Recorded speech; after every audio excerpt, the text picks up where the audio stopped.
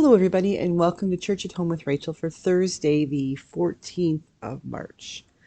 As um, as I record this, I am getting ever closer to my consecration and thinking a lot about how do I say thank you? What are the how do you sufficiently say thank you in your life when there is just so much to be grateful for and so many people who have helped you to get there? Part of the consecration at the end of the service, I have an opportunity to do a brief thank you, um, and to the congregation, to everybody who's gathered, to fellow bishops and clergy, to family and friends, all those things like that. And I know I've only got a couple minutes, so it's going to be short and it's going to leave people out. And it's going to leave me thinking, oh, I could have said this, I could have said that. I have to write it, which means I'm going to write it and I'll probably edit it and hone it again and do it over and over and over because I wanted to get it just right.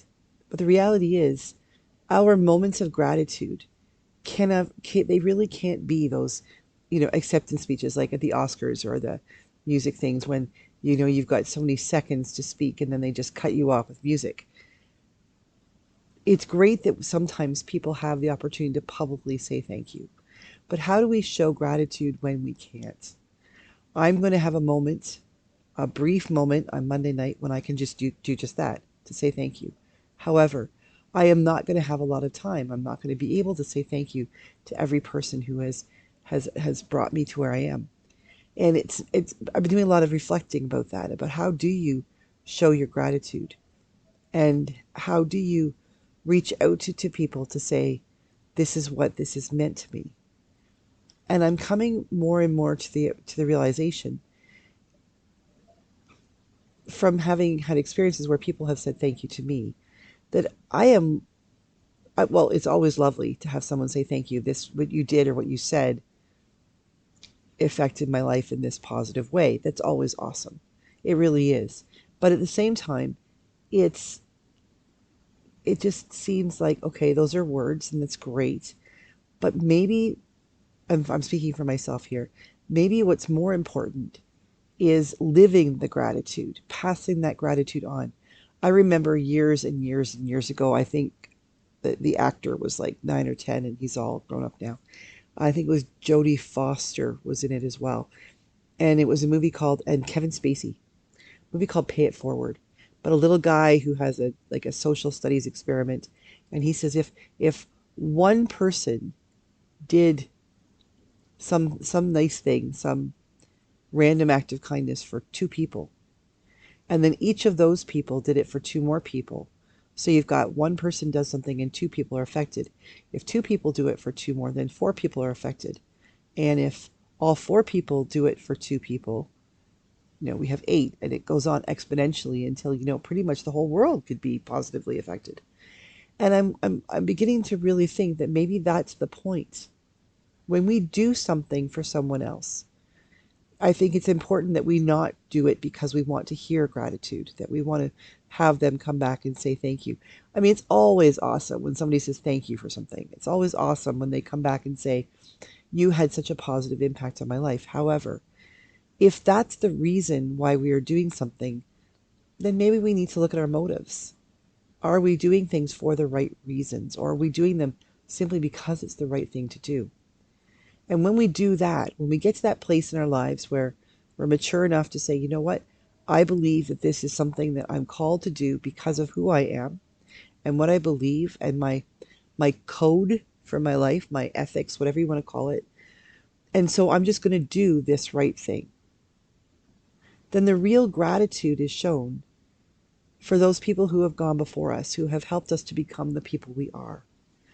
That we don't need to look back and write them letters and say, you know what, I was able to accomplish X, Y, and Z, or I was able to do this for so and so because you did such and such for me. We could do that. We could take the time to do that. And that's probably a good practice from time to time. But I think the greatest way of saying thank you, the greatest way of showing our gratitude is to live that out. I've been thinking a lot about the people who will be gathered for the consecration.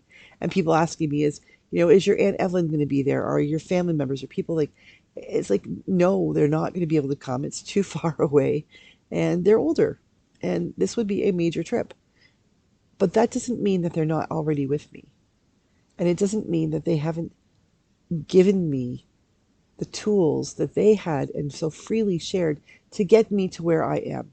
And my act of gratitude for my aunts and uncles and people who have gone before me, people, priests who have helped me, like there's innumerable priests over the years and lay members of congregations who have encouraged me and taught me and discouraged me and really made me work through who I am and what I stand for, because some people were hateful, and that's life. People, we run into people who just really don't like us or hate us, and we all probably think, well, I'm not that bad a person.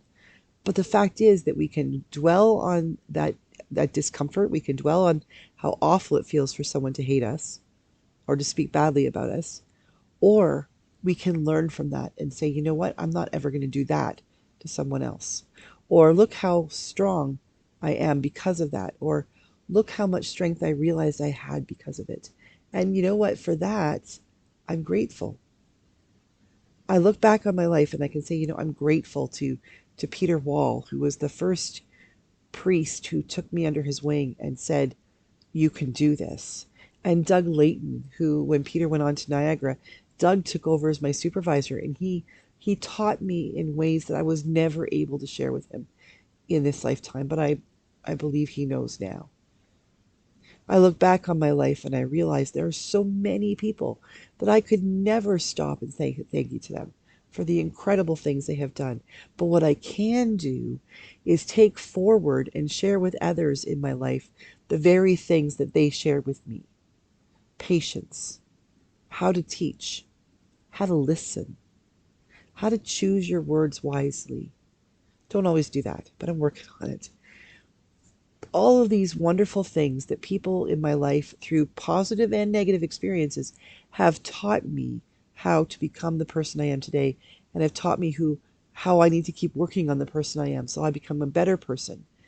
Even those people who made my life difficult, even those people who hated me or may indeed still hate me, I have to say thank you to them, because they have taught me about how I'm perceived by others. They have taught me about what ditch am I willing to die in? Which things am I willing to say, you know what, you're right, it doesn't matter? Or, you know what, I think you're wrong, and this is why. And this is why I'm going to continue forward in this vein. Not everyone who challenges us is correct. Not everyone who challenges us is incorrect. And we need to offer our gratitude to them as well. Now, in this case, I can think of one particular instance where it wouldn't be helpful, nor would it would just give me heartburn. If I tried to reach out to somebody who was really didn't like me in a parish and reach out to them and say, thank you so much for helping me get here, I imagine that they're probably cursing the fact that I'm going to be or consecrated bishop. But you know what? It doesn't matter, because I learned valuable lessons from having interactions with these folks.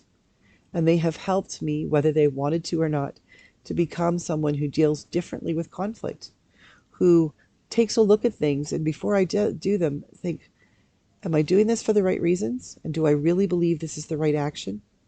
Yeah, I'm going to do this. I believe this is what God is calling me to do, even in the face of those who would say no. Our sense of gratitude, our sense of, of celebrating who we are and where we're going because of where we've come from, is one that I think, yes, as I said, indeed, it is good to send a note of thanks, to reach out to people. But what about those people who have gone before us? The Gordon Martins and the Doug Laytons, the grandma and grandpas that we don't see any longer. How do we say thank you to them? I think the best way we can say thank you is to allow them to live on, that their lessons live on through us as we share them with other people, as we continue to live a life of gratitude for all of those lessons that we have learned and all of those difficult things we have done that have made us who we are today. So as I prepare to write my short little speech of thanks, I'm recognizing that my whole episcopacy, my whole life as the Bishop of Brandon, needs to be a living letter of gratitude.